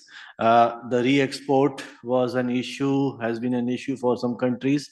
So we focused quite a few significant amount of energy on re-export issues and how the additional declarations can be met at the re-exporting countries. So these are the challenging issues that we did discuss during our phyto consultation. E-Phyto has been gaining traction a lot in the region, and many countries in our region are now exchanging phytosanitary certificates electronically. So we updated each other what's the status, and some of the key takeaways that what kind of support some other countries do need, especially infrastructure, the IT requirements are important. And about the third-party lab accreditation, as I said, Thailand and Philippines in the developing part of our region, and Japan have third-party lab accreditation in place. So it's a good experience for other NPPOs to learn about what kind of processes these countries have been taking, so that they can also adopt third-party lab accreditation. And so Thailand and Philippines have, as I said, they have this third-party lab accreditation, and they have adopted a slightly different approach. Thailand through their legislation and working on the ISPM 45 implementation, while at the same time, Philippines, the end result probably is same, but they have, the BPI has been signing MOU with the labs with the similar aim. But I think BPI will also eventually move towards implementation through ISPM 45. So what were the key challenges that we faced? I think the updation of pest list database, and Sam before me highlighted, the value of the data bank, the value of databases that the regulators can refer to. The training manuals, the training capacities for the NPPOs. ISF has been always a great support on their pest list. E-Phyto and ISP 45, as I said earlier. So as Marianne already announced that the next phyto consultation, the 10th phyto consultation will be held in Manila from 5th to 7 March. And again, we will have 2 days of consultation. On the third day, there will be a lab visit, one from the private seed sector and other from the NPPOs. So it will be a good experience for the participants from both private sector and the government officials to see the best practices of the seed health laboratories. Switching gears, what APSA has been involved in another project that also builds capacity through public-private partnership is a project that is funded by the Standards and Trade Development Facility of the WTO, STDF in short. So this project, the title of this project is, as you can see on the screen, is about strengthening the phytosanitary compliance and boosting the public-private partnership in the region. So APARI, which is based in Bangkok, is the lead implementer, and APSA, CropLife Asia, ISF, and ASTA are the what you call as associated technical implementing partners in this project. So very similar, I would say, the objectives as what APSA has on its phytosanitary consultation, that the phytosanitary issues do not impede the trade among the countries. The capabilities, the phyto capabilities of the countries are at par with the global standards, and public-private partnership and trust has been, should be increased, for the aim of accessing good seed to the farmers. The countries which are in this project are Bangladesh, Cambodia, Laos, Nepal, Philippines, Thailand, and Vietnam.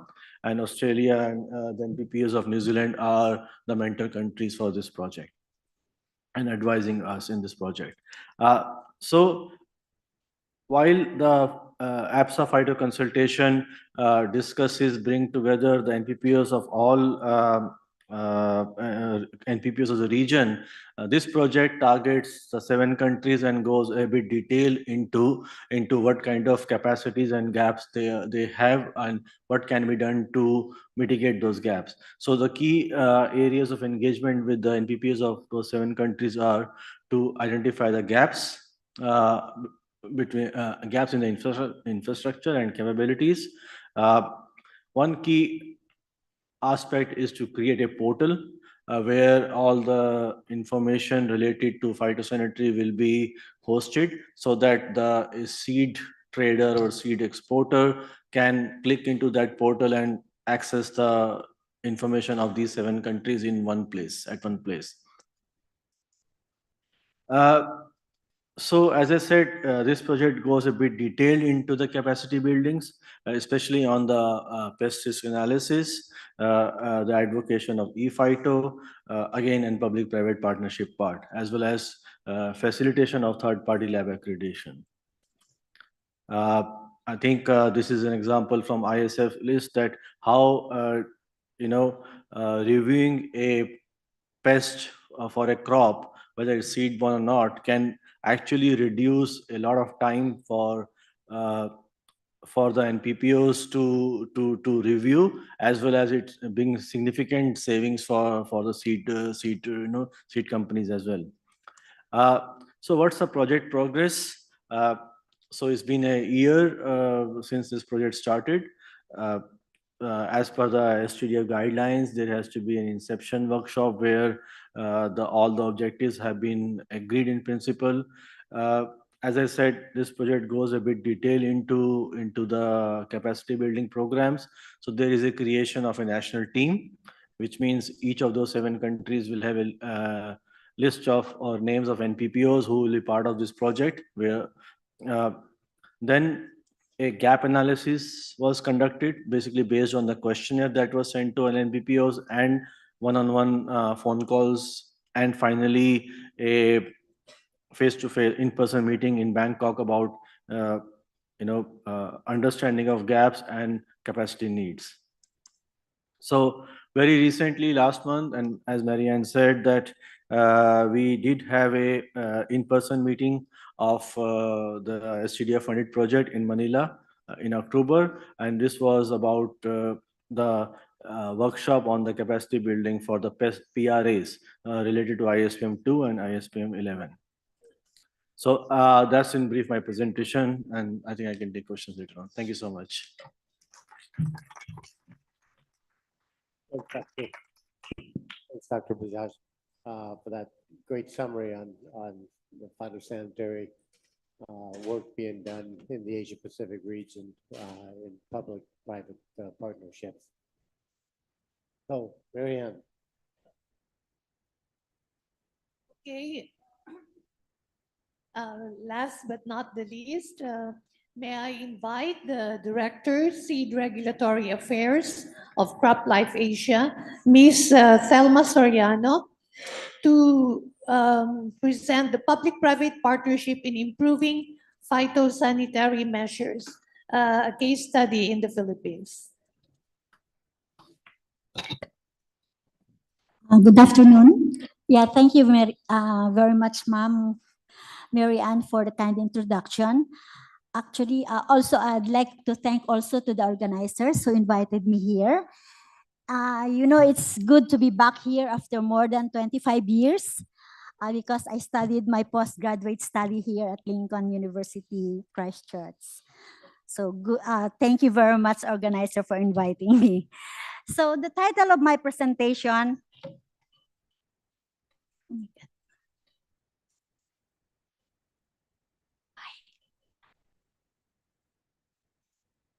Okay.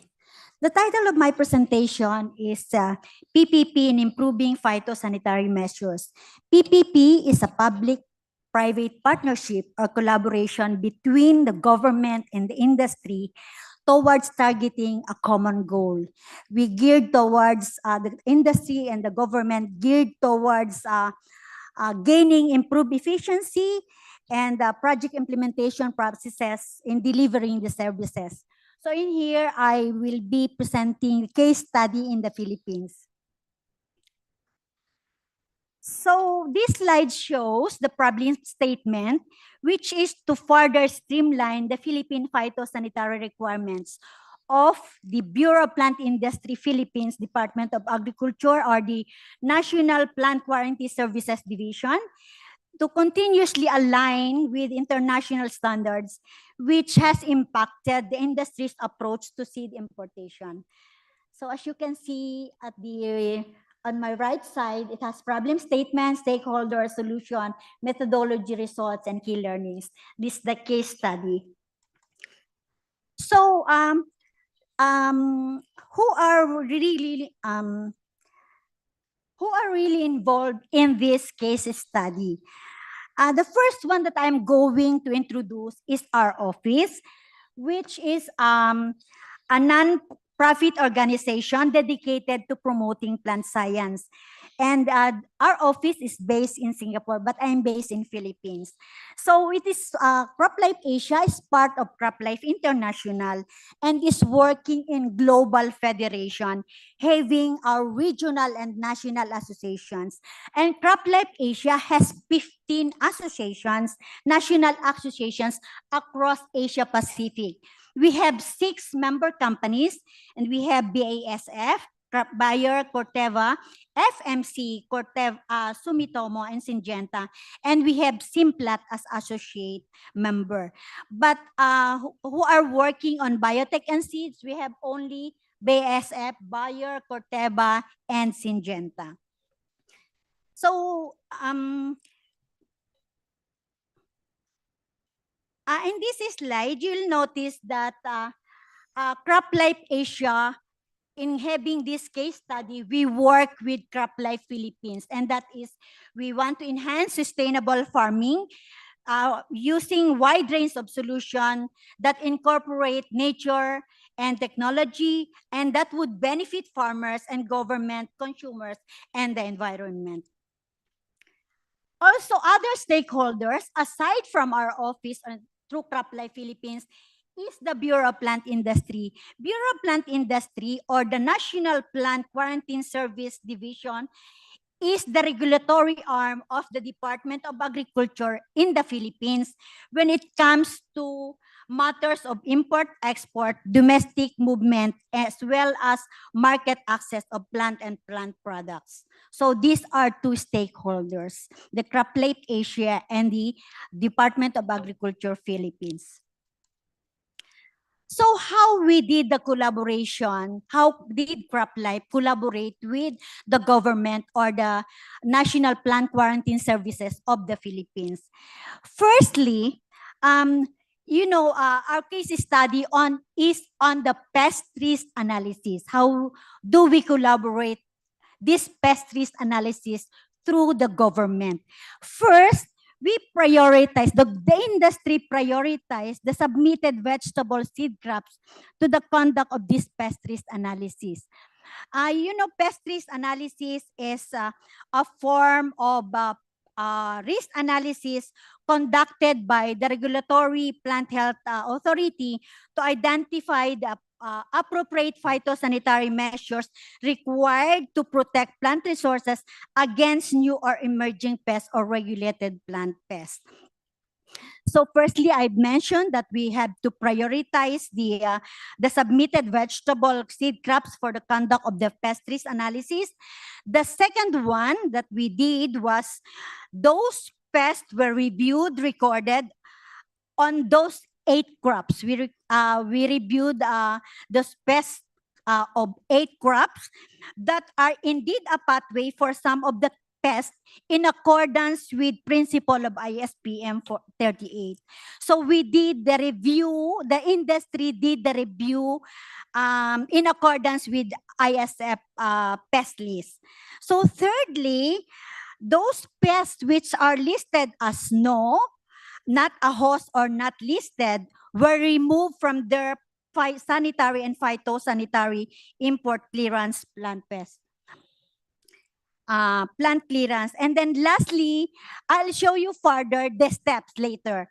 And lastly, there was a reconsideration for the removal of some pests on the provided list based on government scientific findings related to seed being a pathway in a specific crop pest.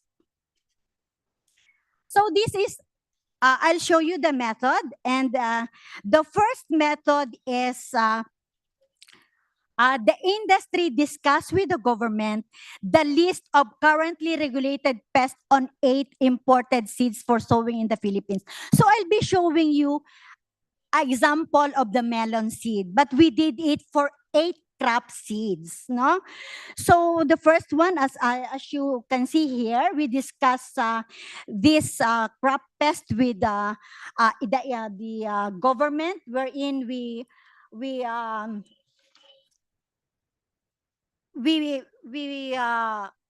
had a list of current pest list for 8 crops for sowing in the Philippines. As you can see on the table, there are pests in the free shipment conditions melon seed provided by the government. As you can see in here, there are several pests from Netherlands, USA, and Czech Republic. These are the pest list of melon. I'll show you only for melon, but I told you before that we did it for 8 seeds. So you can see in here that there are several pest lists of melon in this table. So as in method 2 or in step 2, we categorized and review the pest list of the 8 identified seed crops, meaning we compiled all the pest lists of those pests of the 8 crops, and then we recorded if it's indeed a pathway or not.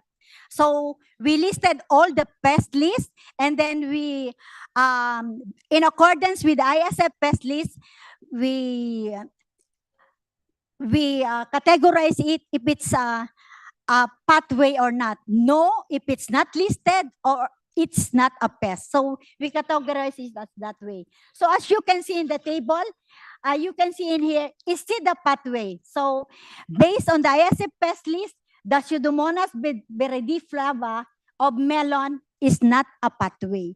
So as you can see in here, some of the pests are not listed, some of the pests are not a host, and some of the pests are not proven, some of the pests are a pathway. So as you can see in this table, only the Macrophomina pasculina is a seed is a pathway. So on the bottom part. So in step 4, we conduct the pest risk analysis. The government conduct the pest risk analysis of this the pest of melon. As you can see in this one, is it a pathway in that? How can I show? Is it a pathway? That is the what industry did. Is it a pathway? For example, for Penicillium notatum, is it a pathway? It's not listed in the ISF pest list. But according to the government, they said it's no report indicating association with melon. So meaning we have same risk analysis for that Penicillium notatum. But in some other pests, you can see in here, Pseudomonas viridiflava, is it a pathway? For our analysis, it's no. But in their analysis, it's yes, it's seed-borne on melon. This means that they, according to some of their references, Pseudomonas viridiflava is a seed-borne on melon. So meaning they use other references to see if seed is a pathway. Not only, they don't only use ISF, but they use other references to see if seed is a pathway. So as you can see in here, on the 8, on pest number 8, Penicillium notatum, we have same same evaluation wherein seed is not a pathway. So in this step, the review of crop lists on the PRA done by the government, the industry conducted the review of those retained pests. So even if the governments already conducted the evaluation of those pest lists, we think that there are some pests to be removed. So we did again the re-evaluation of those pest lists. No? So as you can see in here, we conduct an industry re-evaluation that there is no report indicating infection on melon. So on the column, on the right-hand side of the column, you will notice that the government also mentioned that sea melon and other cucumbits such as cucumber, it's not infected with this virus. So meaning after their evaluation on the first part, we really want to reconsider some of the pests to be removed, and this pest is also removed from their evaluation. So they reconsider what we have re-evaluated from previous one. So as you can see here, it's removed already. So the government conducted the evaluation of the pest list and reconsidered some of the pests to be removed depending on the outcome of the scientific review. So we have same evaluation on this pest. So on the step 7, after having reviewed all the pest lists, they have issued the review of the pest list. The government had issued the review of this pest list. And for the quarantine pest of melon, they have already this pest list of melon that they consider for, they have evaluated for their pest risk analysis. So what about the result? So the government or the National Plant Quarantine Services removed several pests of the 8 crops which are not associated with the specific pathways of concern, which in turn greatly reduce the cost and expedite importation without compromising the phytosanitary status of seed merchandise. So after re-evaluation, they have removed some of the pests. They have reconsidered also removing some of the pests. And all the retained pest list of 8 seed crops that are found to be a pathway specific these are the ones to be reflected in the import conditions of the plant quarantine clearance. And the government also implemented the new reduced pest list through the issuance of the plant quarantine clearance. So also, we have to continuously coordinate with the government on the latest pest list in the issuance of plant quarantine clearance. Because up to this date, the government, for example, for corn, we have already the pest list of corn, but still they found some pests which are considered to be a pathway. So we are still coordinating with the government in order to review this pest list of corn. So the environment for public-private partnership was enabled through driving the improvement of sanitary and phytosanitary measures aligning with international standards. So as a result, from the evaluation, from doing the pest risk analysis of 8 crops, the 3 pests removed out of 10, as you can see for cucumber, the 3 pests removed out of 11 for melon crops, and for pepper, we removed the 4 pests out of 18, and for tomato, the 7 pests was removed out of 27, and onion, the 3 pests removed out of 13, and corn, we have removed 10 pests removed out of 18. So we have removed several pests of corn out of 18. And for eggplant, we removed 3 pests remove out of 4. And for watermelon, they remove 1 pest out of 1. So they remove all pests of watermelon. So what is our recommendation or the key learnings from these experiences? We are continuously coordinating and engaging with the government to be able to effectively implement the phytosanitary system. And we develop partnership with the government that would help in driving the improvement in SPS measures, aligning with international standards. And we continuously strengthen the implementation of international phytosanitary standards and streamline the phytosanitary requirements and enhance the market access through this public-private partnership. And also one thing more, the precondition for, precondition for successful public-private partnership come down to commitment and trust. So we usually collaborate or coordinate with these NPPOs of Philippines because I'm previously NPPO of Philippines, so I can closely collaborate or coordinate with these NPPOs. And we request one most important recommendation that we want NPPO to do is we want to request the government to issue or publish the latest pest list of these seeds in their website so that the industry would see, or so that this pest list would be transparent to the industry who are importing these crop seeds. I think that's all for now, and thank you very much for listening, and I'm happy to answer your questions. Thank you. Yeah. Thank you.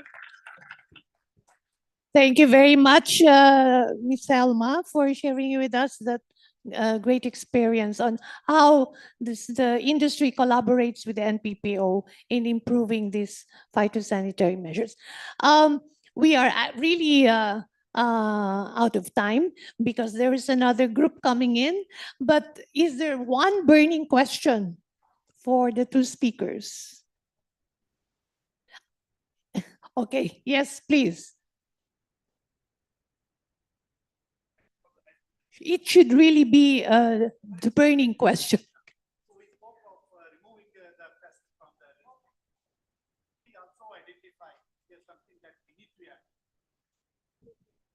From our experiences, we identified that certain pests can be removed.